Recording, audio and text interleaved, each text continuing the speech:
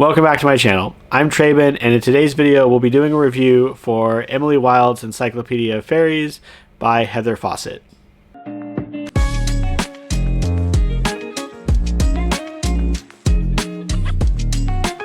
going to do something a little bit different with this review, and I'm actually just going to start with my rating and then talk about why you might not enjoy this as much as I did. I feel like this was the perfect book for what I was wanting at the moment that I was reading it. So I gave this book 5 out of 5. It was a great cozy fantasy for me. It was cute and fun and memorable, and I just liked the cozy vibes. I liked the elevated diction, the elevated word choice, and I enjoyed the character of Emily Wilde. And I enjoyed the character of Emily Wilde, although I don't know if I would enjoy this person in real life, which is something we'll talk about in just a moment. So let's talk about the things I liked about it, go in order, and talk about why this might not be something that works for everybody. This is a cozy fantasy story. It's set in a mythical Norwegian-esque town. It's set primarily during winter, so it's very cold. There's a lot of discussion of like getting the wood for the fire and getting a fire built up and trying to make the houses comfortable. There's a lot of discussion about food. One aspect of it that might not work for you but worked for me was just the kind of directionless feel of the plot. This does, especially early on, feel like we're just kind of meandering from one event to the next. There doesn't seem to be a whole lot of connective tissue between the different events that are happening. It does reach some sort of climax and conclusion, but from the beginning of the story, it's unlikely that you'd be able to tell where it's heading. I liked the more character-focused narrative, less plot-driven, and it felt like what a scientific endeavor might actually feel like. So Emily Wilde is a field researcher for fairies. She goes out, she's very knowledgeable about different types of fairies from all over the world.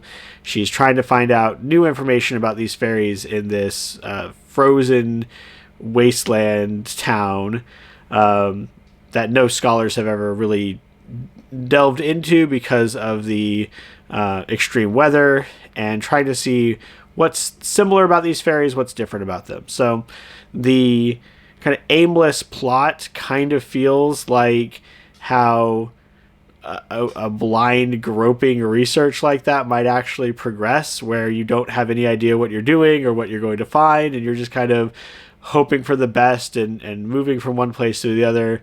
So within the context of the story, within the framework of the narrative, it did really work for me. There's no deeper plot. There's no like shadowy goings on in the background or anything like that. It's just primarily Emily Wilde trying to learn about these fairies. Characters are another point that I really enjoyed, but I could see people not liking the characters in this one. Emily Wilde is depicted as very socially inept, let's say. She is not good with social cues. She does not want to be around people. She's very upfront about this. And she is incapable of reading into things like body language or subtlety in conversation. She wants everything to be very direct. She wants everything to be very clear. A lot of her mindset is transactional, right? So she views relationships as transactions, which I feel is intentional. She studies fairies.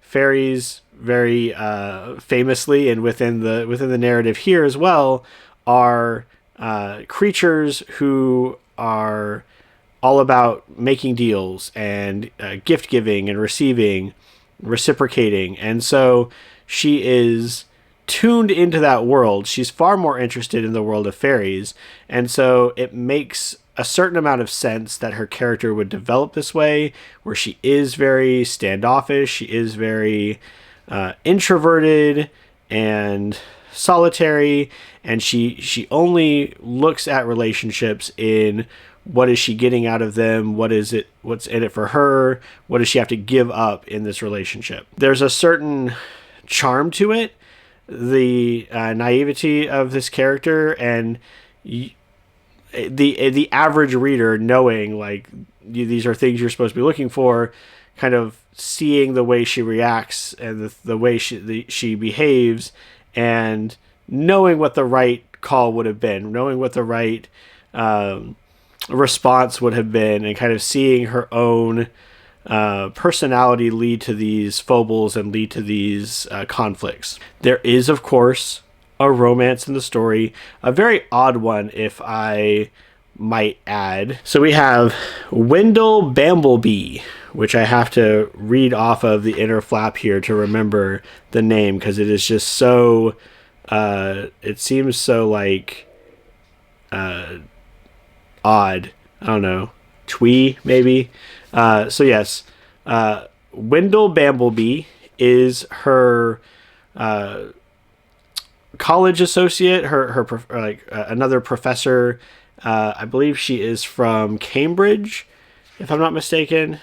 Yes, she's a Cambridge professor. He's also a Cambridge professor.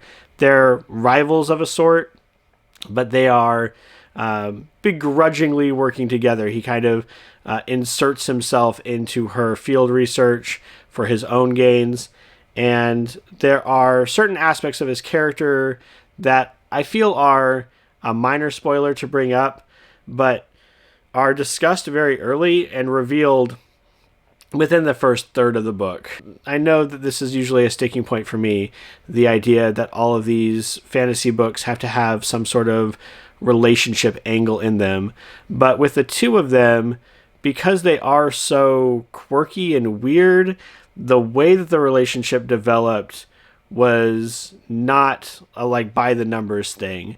He feels very he feels like a typical romance character, a primary character in a romance story, where he's just infatuated with her. He expresses his love for her in a number of different ways.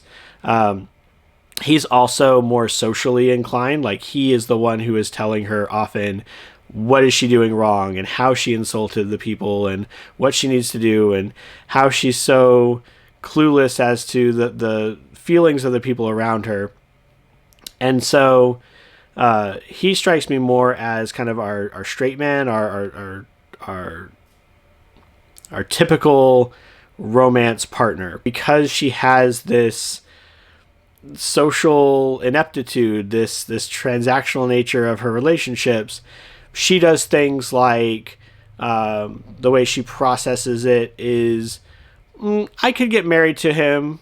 I like him well enough. We work okay together. It could work out. Like, nothing about romance, nothing about thinking he's attractive, nothing about anything with his looks. She does mention his good looks. She mentions his hair, and that does come up a few times. But when like push comes to shove, a lot of the discussion is just that this would be a partnership that would work.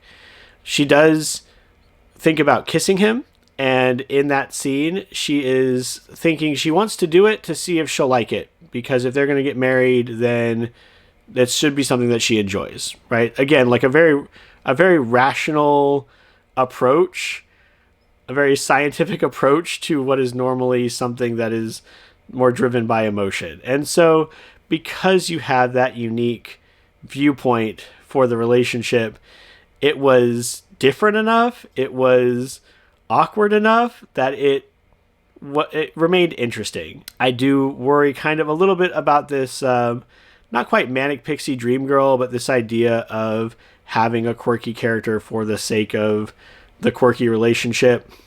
But like I said, since it was different from others I've read in the past, it did hold my interest. The last thing that I will say that I really enjoyed, and that I think some people would find challenging or possibly label as purple prose, is that the the diction here is very highly elevated. I learned several new words in reading through this book, and that is not a common occurrence for me. So that was very exciting to see, like, what does this word mean? Had to look it up, and like I made myself some notes. It's been a very long time since I've had to like make a writing journal as I'm reading. So that was I thought that was very cool.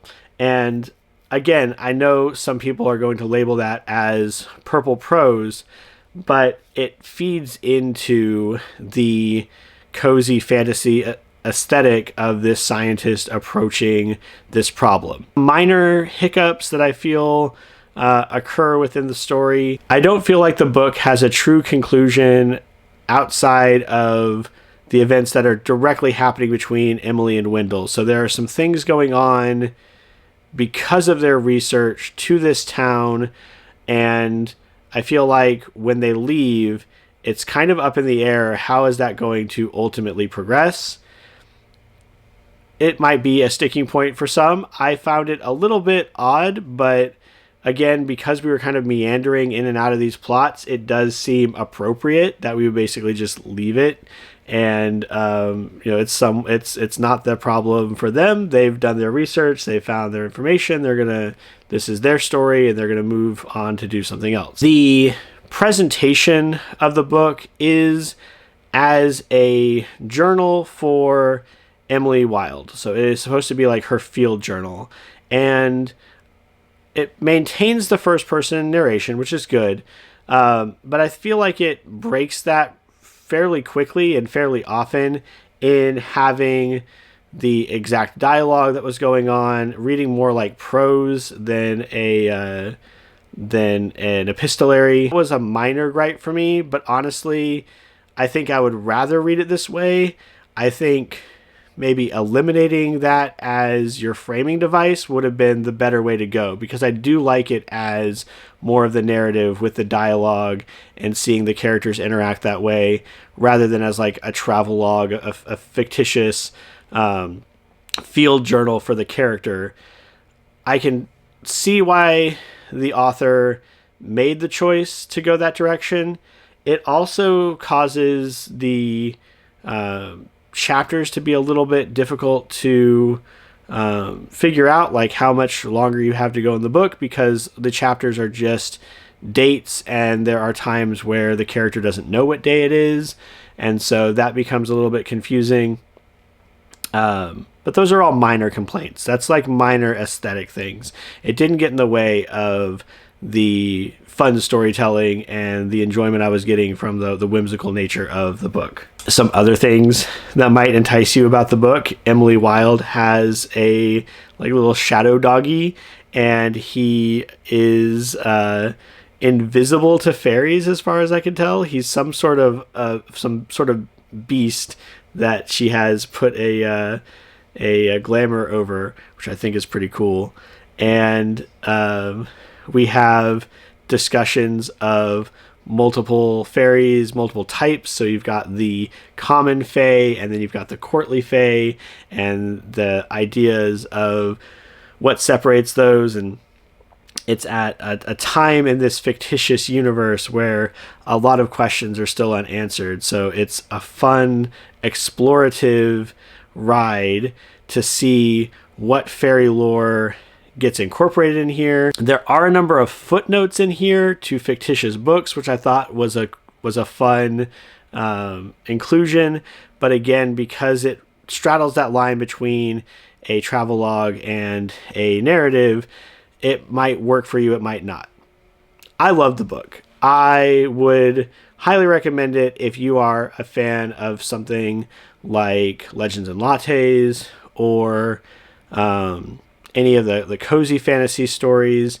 If you like kind of the slower, more methodical and meandering plot lines, if you enjoy the quirky nature of the character that I described, I think that it is worth a read and can be very fun. If you want something that is not very plot focused, that's more heavily focused on the characters and is just a fun romp with low stakes. I hope you enjoyed our look at Emily Wilde's Encyclopedia of Faeries. If you've read this book, please drop your thoughts in the comments below. I've read quite a number of reviews off of Goodreads, positive and negative, and I'd like to get more people's opinion. As always, please comment, like, subscribe so we can grow this corner of our BookTube community.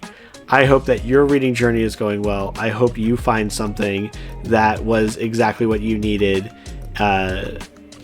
when you needed it.